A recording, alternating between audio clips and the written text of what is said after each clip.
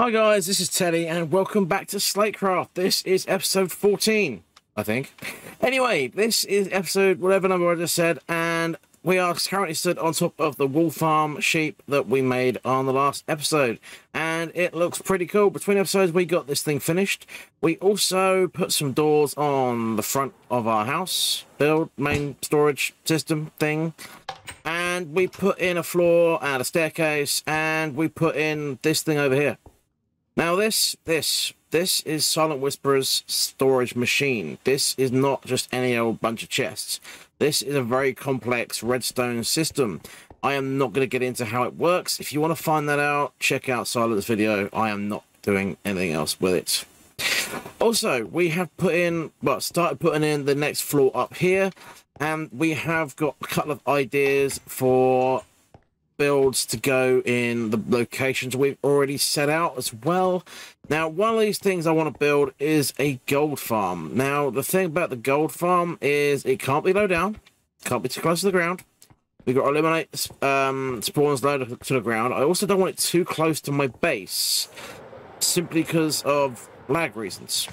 So what I'm thinking is we've got a rather nice savanna biome just over the back here, and over here we got this rather nice tall hill, which I've been skimming a little bit of dirt off of because, well, I needed some dirt.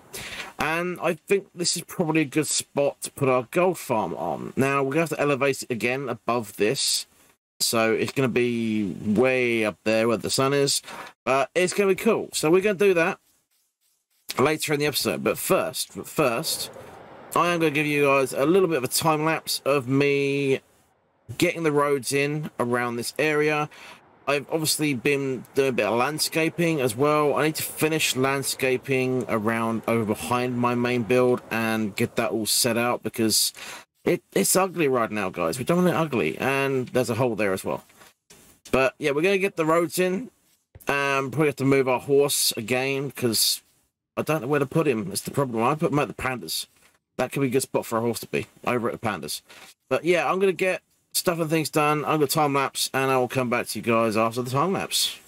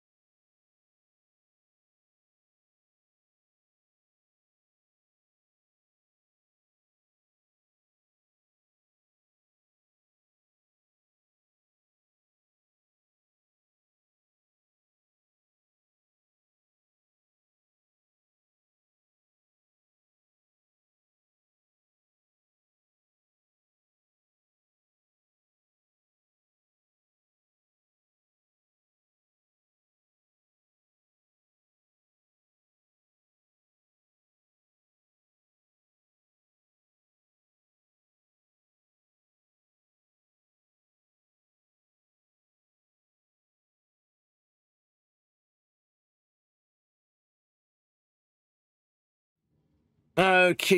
After the timelapse, guys, as you can see, we've got a nice little bit of Pathworks in there. I've also done a bit of other stuff as well. We've gathered all the materials we're going to need for our gold farm. And last bit I just need was scaffolding. I've just sorted that out. So now we are going to fly over to the savannah. And we're going to start getting set up to build ourselves this little gold farm. Now, hopefully, I say hopefully we've got enough materials here to actually be able to build this thing. There is a broken portal down there if we need extra, but I don't think we're going to need that, to be honest. I'm also going to clear away these trees. We don't really need all these acacia trees knocking about. And I'm a little bit shy of the acacia trees in my storage system. So I'm going to grab some of this lot, clear this lot away, which would be a really cool thing. And then I am going to get the platform set up, which is going to be up here. Around about here, with a platform up there, about 50 blocks up, because that way nothing will spawn down here. Rightio, so we've got our platform in place. We are now going to put in our little furnace array majobby thing right about here. And what we're going to do is... That's not the right button, Teddy. There we go. Much better. I did that round the wrong way. Well done, mate. Going to use them as a standing point quickly. And then we're going to put that on that like so. Beautiful. And we're not actually going to have a sorting system within this build. We're just going to throw in our chests. Kind of like so, get our hoppers in the back, and we're going to have a random storage system like this, simply because it's going to be a lot faster in the long run to have it like that than it is to have it the other way. So it's just my laziness effectively doing this. So this is just me being a little bit on the lazy side, and I can't be bothered to build in a full-blown storage system. So we will have a little bit of sorting going on. I'll arrange the chests so it drops in a set order, but beyond that, that's how we're going to have it. Right, I need to make more hoppers, because this is where our items are going to come in, which means our Trident Killer is going to be right above this block here. And then we are going to have our gold farm kind of up here. So I'm going to go away. I am going to get this thing built up. If you want to see a tutorial, link in the top right corner right about now for you guys to check that out, and I'll come back to you guys with a finished farm. Alrighty guys, our gold farm is in fact finished, and I am stood up on the start turn on turn off point, the switch. That's the word, Teddy. Well done, mate. Yeah, so I'm stood up on the switch that turns on the farm and basically makes the portals light. Now this is a little bit janky redstone, because Teddy's not the best at redstone, but decided I want these four all on a clock that works simultaneously. So we've got a clock set up here, which is a simple hopper clock with a single item hopper clock on the working there. Then we've got, it feeds into our dispenser, which fires out a charge. We haven't got fire tick on, I do not believe, on this server, which is why we have to do it this way. And then over here we have our dispenser with water in it, our observer above. There is one thing about this these days, about this setup.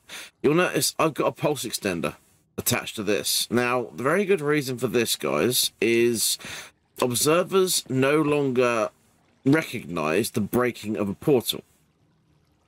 And this is a bit annoying.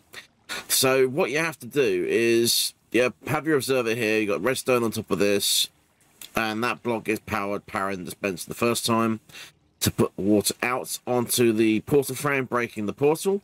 Then you have the redstone travel out around and come back in and power the dispenser again to put the portal out. If you don't do this, it doesn't work. The water just stays out because the observer doesn't recognize portal breaking as an update anymore. I don't know if that's a bug or if that's a deliberate feature to try and stop these farms from being a viable thing. But at the moment, that is the way we've got it set up. So I don't know if it's going to change, but there is one other small change as well. At the moment, tridents are a little buggy as well. Basically, there's a bug going around the game at the moment that if you leave a trident in the Trident Killer, it will actually despawn whenever you unload it. So what you got to do, guys, is whenever you finish using your Trident Killer, you need to turn off your Trident Killer, go in, get your Trident out, and put it in an item frame, or in a chest, or somewhere away from the Trident Killer, because otherwise you're going to lose your Tridents. And we don't want that. That's not good, because they're not easy to get. Not anymore.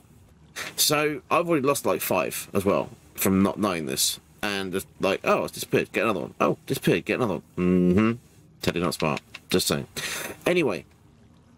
This thing, I did a little 10-minute test, as you can tell by the fact that those flint and steels were a little bit used up. And in 10 minutes, just 10 minutes, we got over 1.5 stacks of gold ingots. And we've got an absolute ton of rotten flesh, which we're actually going to take our rotten flesh. And we're going to fly over to our cleric friend. We're also going to take our gold.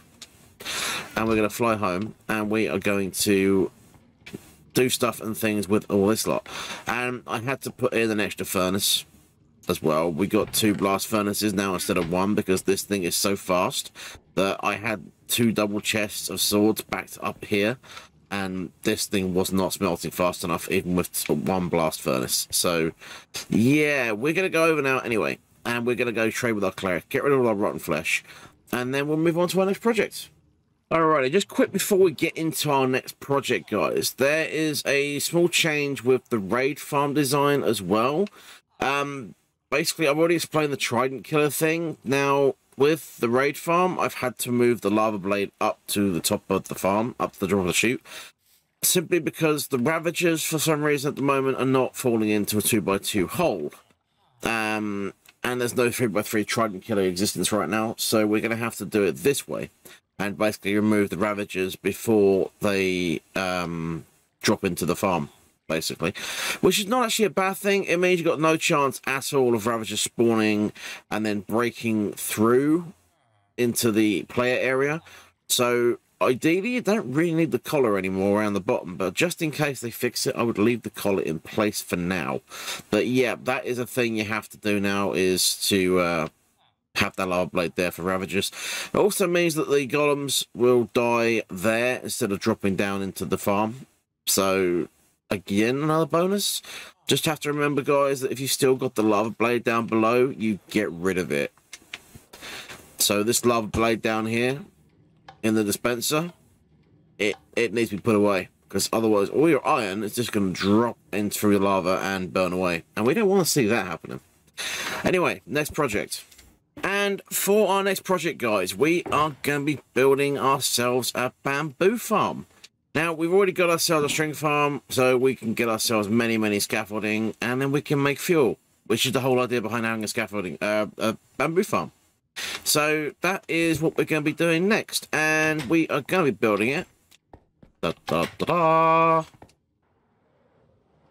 here next to our kelp farm. We got this little unit over here we haven't built yet, and it's about time we got this thing built up. It's a nice little small one, so we can put a 16 wide bamboo farm in here quite comfortably, and it'll keep our kelp farm loaded as well as our wool farm loaded. And then, yeah, it's going to get many bricks to get this thing covered up around, because this is still not how I want it to be yet. So we're going to have to get that sorted out at some point, get all the bricks we need to get that thing situated out. Because basically what my plan for this build, this is a big build. Yeah, words. This is a big build, guys, and this one we are planning on having a brick structure going all the way from the bottom to the top, rather than having windows and stuff like we've got everywhere else, because this one needs to be dark inside. So what we're going to do is I'm going to eventually, let me just fly up and have a little show and tell. Eventually what we are going to do is we're going to have a little tinted glass pod kind of here, covering the chests, and so we can still open the chests, and then everything else in here will be black, and we might even have a little fly-in platform thing here as well as part of the build. That would be kind of cool. And then once it's fully dark, we will get a much better drop rate out of this thing. It's not terrible, don't get me wrong, it's really not, but it's not brilliant, as you can tell. So yeah, once we get that in place, we can have a much more efficient mob farm, and it'll be really good. So anyway, I'm going to get this bamboo farm in place. You guys know how to build a bamboo farm. If you don't, I have a tutorial for a bamboo farm on my channel. Go check it out, and I'll come back to you with a finished farm. So a bit of time's passed, guys, and I have been a rather busy Teddy. Not only have I finished the farm, but we've also finished the build around the farm. Now, I haven't gone mega big with this build. I decided I didn't want to have a massive farm. It's only a 32 plant farm, which should be more than enough for what we're going to need it for. And the string kind of gives you a hint as to what we need it for. We're going to use to make scaffolding. It's basically another fuel source. That's why we're doing it. We want another fuel source, and scaffolding seems like a really good fuel source, so we're going to do that. Now, next job, guys, is we need to decorate around here, get this all pathed out, get the decorating around here, and I'm probably actually going to get some decorating around here sorted out as well. We started getting it over here done. This hill I ended up cutting back, and the andesite was the old hill line. So I decided to cut that back. So what we need to do is actually get this all filled out, because at the moment it's not how I want it to be. So I'm going to have to do a lot of diorite placing and custom tree making. And yeah, these custom trees are actually quite cool. But yeah, I need to get all this done. I am going to do a stream to do this, actually. We're going to do a lot of work with this on stream. And I don't quite know how I'm going to flow it into this. What I'm thinking of doing is have the diorite come to this edge, have a row of andesite down here, andesite slabs, and then just have it go green, and then that will be good enough for that. But I do want to keep the lake. I definitely want to keep that. Obviously, we're going to have some kind of features around here. We're going to have some trees. We're going to have some benches, and it's going to look really quite cool. So yeah, I'll get that all done, and I'll come back to you guys after I finish streaming.